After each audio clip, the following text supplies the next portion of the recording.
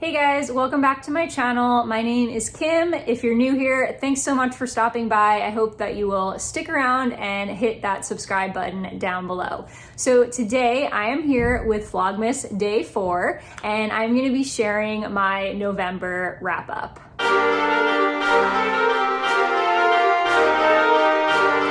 I'm going to start by going through some reading stats and then we'll get into my thoughts on each of the books. So during the month of November, I had a more successful month book-wise, quantity-wise, than I did in October. So that is definitely good news. So I ended up reading 10 books in the month of November for a total of 2,542 pages. So a pretty solid reading month quantity-wise. As far as star ratings go, not as quality. So I ended up giving out 2 3 stars, 3 3 stars, 1 4 star, and 3 books were unrated, which I'll explain when I go through my individual reviews. As far as genres go, I ended up reading 3 fantasy books, 2 horror books, 1 poetry book, 1 classic, and 3 what I'm gonna say is other. Again, I'll explain. So for those of you that don't already know, I participated in the Read Harder Challenge this year for Book Riot. I actually think this is gonna be the last year I'm gonna do this, but I wanted to finish up because I only had a couple of books left. So I ended up just finishing up the last 4 prompts that I had left in November because I wanted December to be more open and I didn't want to have to be tied to reading for that challenge anymore. But I was so close to finishing, I just finished. So I had 4 prompts left, and the first was to read a literary magazine. The second was to read a food book. The third was to read a memoir about somebody with a different religious background than you. And the fourth one was to read a play by an LGBTQ or an author of color. So I completed all 4 of those. Technically, I did DNF one of those books, but I'm gonna count it because I read more than half of it. The other 3 I didn't rate because they didn't really feel like books that I could rate, and I will talk a little bit more about that now. So the first thing that I read for that challenge was Nightmare Magazine. So this was for the literary magazine prompt, and I chose this because it's a horror magazine and I've been really into horror lately, so I figured might as well read some horror short stories as part of this challenge. So the magazine is pretty much made up of a couple of short stories, a couple of author interviews, and a book review each month. So I read the October issue. I really enjoyed the stories. 2 out of 3 of them were great and really stuck with me. The other one was still good, but not a favorite. I didn't really get a lot out of the author interviews, honestly, and the book review was a book I wasn't interested in, so that was fine. But overall, I think I had a pretty good experience reading this, and it didn't take me all that long. If you are interested in checking out Nightmare Magazine, it's completely free online and you can read the entire issue. So if you're a horror fan, I would check it out. I think they have some gems in there with the short stories. I didn't rate this because, I don't know, how do I rate a magazine?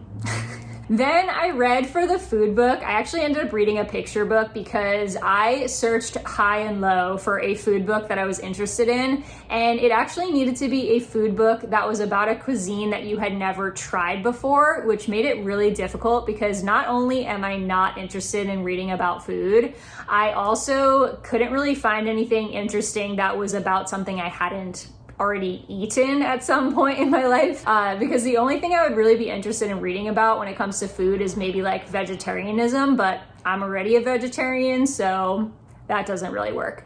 So I decided to take the easy way out and just pick a picture book for this, and I ended up reading Fry Bread by Kevin Noble Maillard. This is a picture book. It's written for children, but I've never had fry bread, and it's about a Native American delicacy. I've never had Native American food, and so I read this to fulfill that prompt.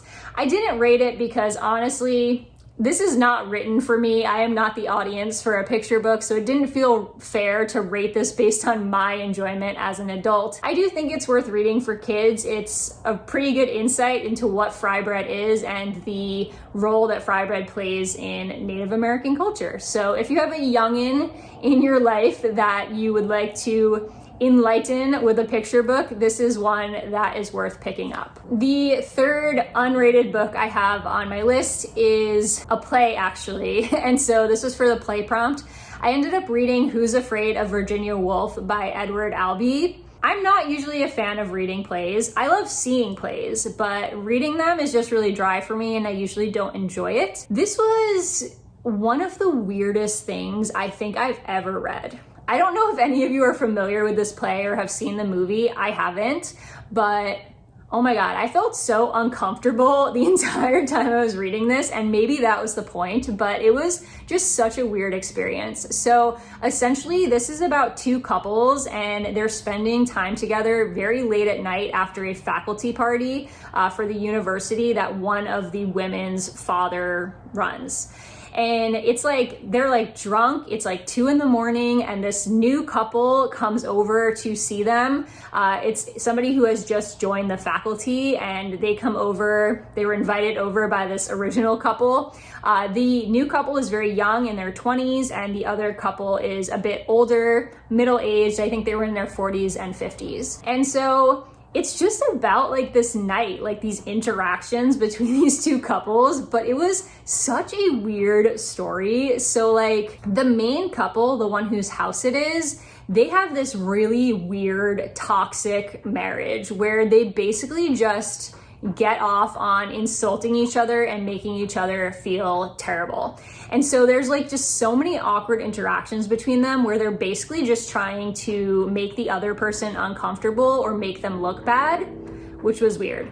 And then they try to rope this younger couple in to their little like game that they're playing, and they embarrass them and make them feel uncomfortable. And the younger wife gets really, really drunk and she gets sick, and it's such a weird story. I was actually reading up on the play afterwards because I didn't fully understand what I was supposed to get out of it. And apparently it's supposed to be a commentary on like that perfect image of marriage at that point. I think it came out in like the 50s or 60s. And so it was supposed to kind of shatter that image of like the perfect marriage, which I would say it definitely did that.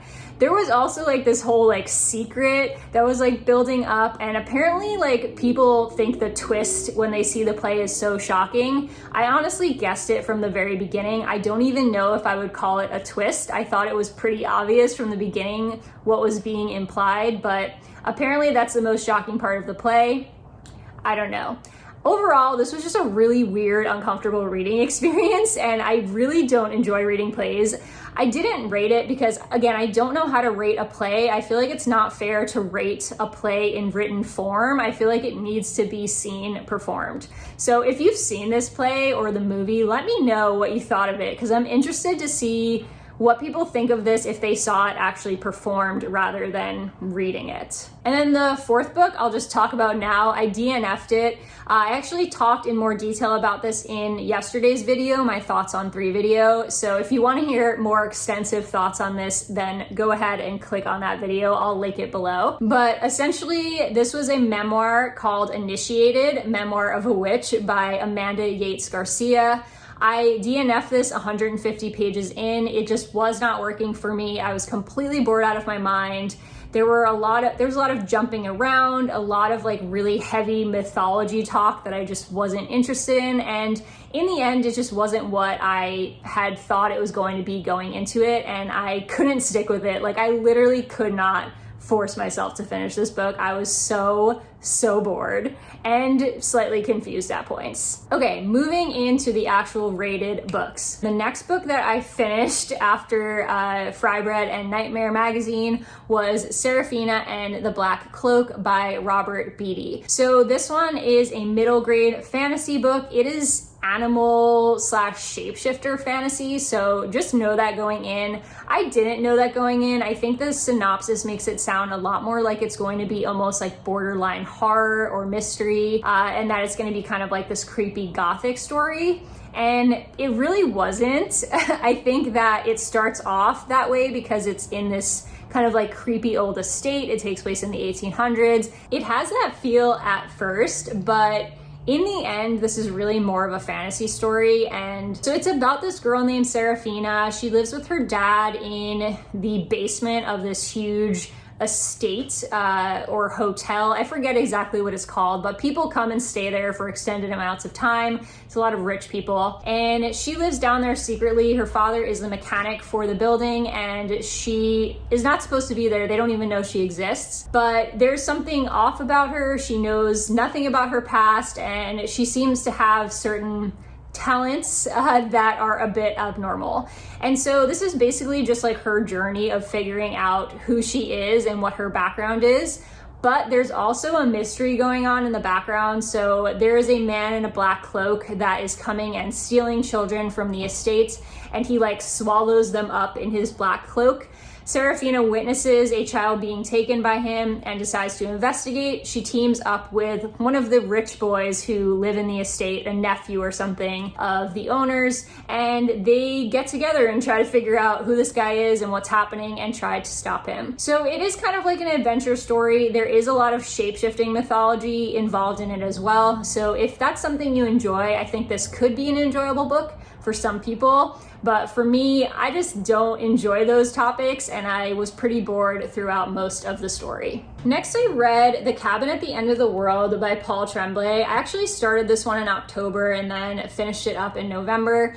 I almost DNF'd this because I was pretty bored, but I ended up just finishing it because I wanted to know what was happening. And so I ended up like sticking with it and getting through it.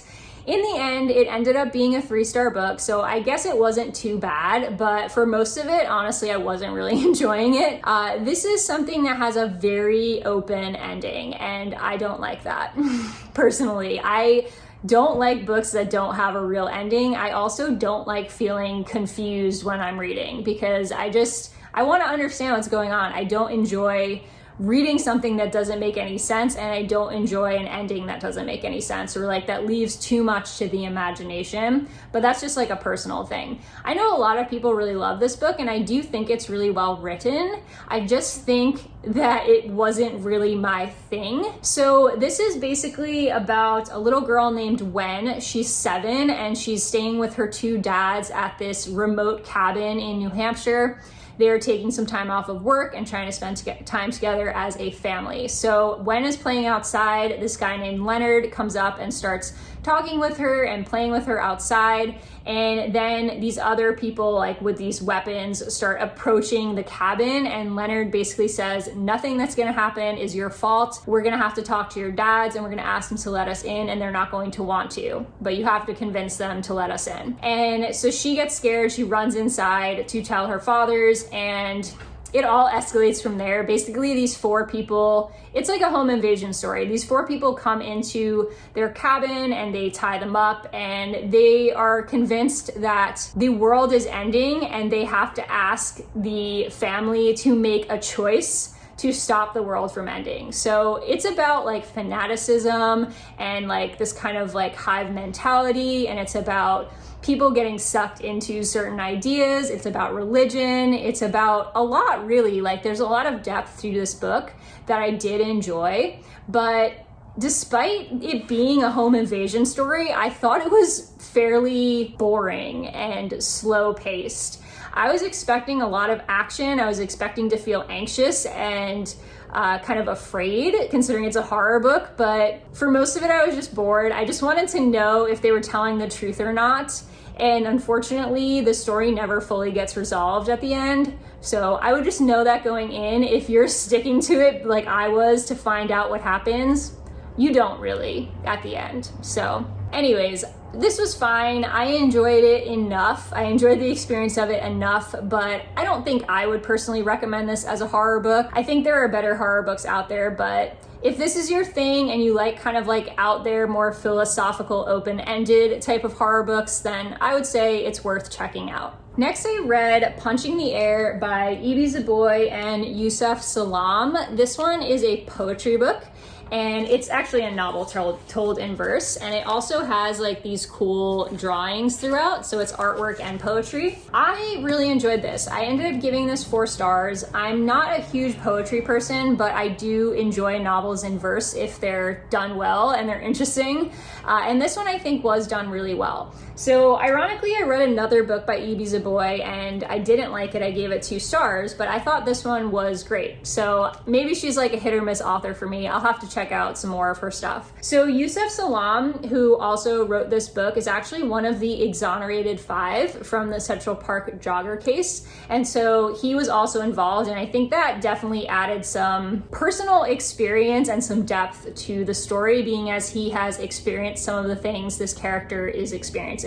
So this is the story of Amal, who is accused of putting a white kid into a coma. Basically, he gets involved in this fight and a boy is hit to the point of being put into a coma, and Amal and these other boys get accused of doing it and they go to court. Amal tries to plead not guilty, but they find him guilty anyways, and he gets sent to juvenile detention. So this is basically the story of his trial, of his experiences in juvenile detention. There's a lot of really great commentary on race and incarceration in this book. I think that was what I enjoyed the most about it, is that as a character, Amal is very insightful and really able to kind of reflect on his experiences as a Black male growing up in America. And even from a very young age, he realizes that he's not being treated fairly because of his race. And so I thought that was like a really interesting addition to the story, rather than it just being about the trial and him being put into juvenile detention. I think all of his insights and the flashbacks to experiences he's had as a young Black male in America were really great in rounding out the story. I think this is a really important read. I would highly suggest this. It is young adult. There is quite a bit of language in it, and it's definitely a more mature book. So I would say this is like for teens or adults, but I got so much out of this. I think that if you've read a lot of other race or social justice based YA books, that this will feel a bit familiar to you. I don't think it's going to be anything that's like shocking or groundbreaking. However, I do think it's still another side of the story, and I do think we should continue to educate ourselves on these topics. And so this is definitely one worth adding to your list if this is a topic that interests you, and just in general to educate yourself on racism within our country. Then I read the classic The Turn of the Screw by Henry James. I ended up giving this 2 stars. I thought it was terribly boring, and to be honest, I'm not great with classics. Despite being an English teacher, I don't really enjoy them. I think that it just requires you to work too hard to understand a story. I do have classics that I love, obviously, but they're very hit or miss for me. A lot of times classics will just completely bore me, and I can't get past the density and the language of a lot of classics to the point where I can enjoy them. So if you don't know, Turn of the Screw is what Haunting of Bly Manor is based on, the new Netflix show, and a lot of other things like Turn of the Key by Ruth Ware is also based on this story. But I think, in my opinion, the adaptations are better than the original. But basically, this is about a nanny who comes to Bly Manor to watch these 2 children, but the children are a little creepy and seem to see and know things that other people on the estate don't know. And yeah, there's just, I mean, it's a ghost story. There are ghosts and spirits, and I don't know if I can say much more. It's pretty short, so I don't want to ruin it. But honestly, the ending completely confused me. I had to look up Spark Notes to understand like what happened in the end. And while I appreciate this as the source material for a lot of great novels and movies, I just don't think the original is worth reading.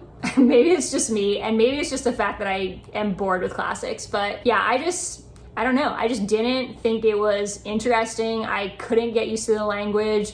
And to be honest, I wanted to DNF it quite a few times, and I probably would have if it wasn't so short. Then I finished the book Pet Sematary by Stephen King. I also started this one in October, but it took me a while to finish it. So I ended up giving this 3.5 stars. I did really enjoy it, but I think my expectations were a bit higher, and so it didn't meet those expectations, which is why it didn't quite reach a 4-star for me, and it definitely wasn't a 5-star. So this, if you don't know, is about this guy named Dr. Lewis Creed. He moves with his family to this small town in Maine that is on this like main road, and essentially there's a pet cemetery that is behind their house. There's like a path about a mile up. You follow the path and there's a pet cemetery up there where a bunch of the kids in the town bury their pets. And beyond that, if you go beyond the deadfall or whatever they call it in the book, there is another burying ground that used to belong to Native Americans. I don't want to spoil anything. I know probably everyone already knows the story of Pet Cemetery, but essentially the other cemetery is somewhere where you can bury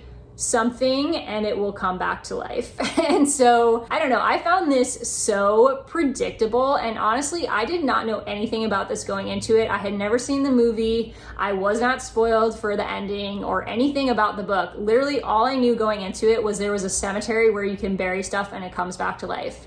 That's literally all I knew, and I predicted every single like major plot point that happened in this. I knew exactly what was gonna happen, I knew how it was gonna end, and I was not surprised by anything. And I think that was part of the reason I just didn't get a high rating for me. I don't know, I wanted to be surprised, and I thought it was so predictable, and it just kind of ruined it for me. I do have to say, this has some seriously creepy scenes, and I do think it is really well written. Like, I give props to Stephen King for how well this is written, but like many of his other books, there are a lot of tangents, and it is probably about 200 pages longer than it needs to be. The character will be like walking into the garage and he'll go into this like pages long tangent about how one time when he was drunk, he walked into the garage and this happened. It's like, you know, if you've read Stephen King, you know what I'm talking about. I can appreciate those, you know, to round out the story, but I think it just kind of like slowed things down for me, and a lot of times I just got bored because I just wanted the story to move forward and I already knew what was going to happen, so I just wasn't invested. I'm losing the light, so I really need to hurry up here. So the next book that I read was Babysitters Coven by Kate Williams. I also talked about this in depth in my thoughts on 3, so again, that'll be linked below, so feel free to check that out if you want to hear more of my thoughts on this book. But essentially I ended up giving it 3 stars. This is a young adult fantasy about a girl named Esme who is a babysitter. She has a babysitters club with her best friend, which is basically just them hanging out and taking babysitting jobs. Esme really enjoys babysitting, but her friend does not and wants to leave babysitting at some point. So essentially, she finds out that she has supernatural powers and that the sitters are actually a coven of witches that are meant to protect the world from these portals where bad things can come through. And so it's really just the buildup of her learning about these powers, getting her counsel, which is this guy who's like in charge of her and helps her with her training, and finding out more about what it means to be a sitter. So that's basically it. Some things that I didn't really love about this, it kind of reads like a contemporary with magical elements. It's not really focused on the witchcraft until about the last third of the book. There was just a lot of excess stuff that just wasn't pertinent to the story, and I think could have been cut out because it dragged the story down.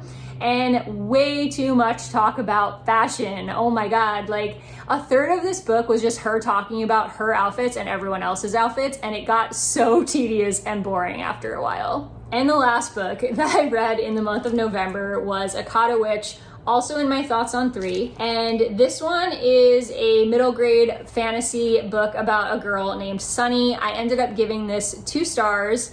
I will talk about why. So this one is about Sunny, who is growing up in Nigeria. She's actually born in the United States, but her family moved back to Nigeria when she was 9, and she's 12 now. So she is an albino, and she has dealt with a lot of bullying because of that, and isn't really getting along too well in school as far as making friends. But she becomes friends with this other boy, and then in turn becomes friends with this girl who lives nearby.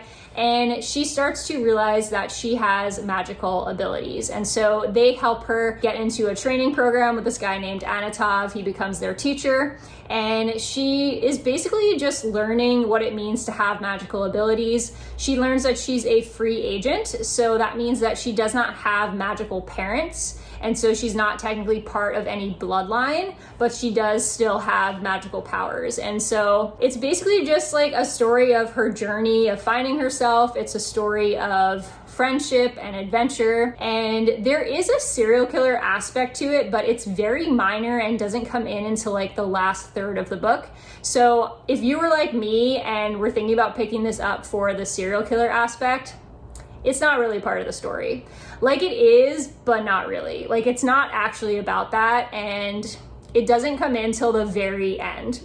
So I won't spoil anything, but it's really not about a serial killer. It's basically about magic and this magic system and friendship and finding yourself, etc. So if you like coming of age stories with cool magic systems, I would say this is worth picking up. Personally, I don't really like this author's writing. I had a lot of trouble getting into it, and this is the second book by this author that I've read and not enjoyed. So I think maybe she's just not for me. So that wraps up my very long November wrap up. I hope that you enjoyed. Let me know in the comments what books you read in November, as I would love to chat with you. I will see you guys in my next Vlogmas video tomorrow.